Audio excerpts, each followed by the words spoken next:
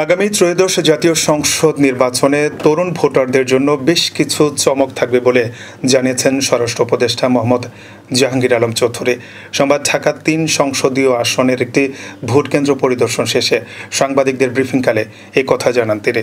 স্বরাষ্ট্র উপদেষ্টা বলেন, এবারে নির্বাচন যাতে উৎসবমুখর ও সুশৃঙ্খল পরিবেশ অনুষ্ঠিত হয় সেজন্য অন্তর্বর্তীকালীন সরকারের পক্ষ থেকে সর্বাত্মক প্রস্তুতি নেওয়া হয়েছে। স্বরাষ্ট্র উপদেষ্টা আরও বলেন, তরুণ ভোটার ছেলে ও মেয়েদের জন্য আলাদা বুথ থাকবে।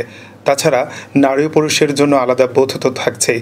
স্বরাষ্ট্র মন্ত্রণালয়ের পক্ষ থেকে নির্বাচনের প্রস্তুতি অনেক আগে থেকে শুরু হয়ে গেছে উল্লেখ করে উপদেষ্টা বলেন, আমরা এরই মধ্যে নির্বাচনী দায়িত্বে নিয়োজিত বিভিন্ন আইন শৃঙ্খলা বাহিনীকে প্রশিক্ষণ দেওয়ার নির্দেশনা দিয়েছে। স্বরাষ্ট্র উপদেষ্টা বলেন, প্রতিটি ভোট কেন্দ্রে বডি অন ক্যামেরা থাকবে যাতে নির্বাচন সুষ্ঠু হচ্ছে কিনা তা জেলা থেকে ও কেন্দ্রীয়ভাবে পর্যবেক্ষণ করা যায়।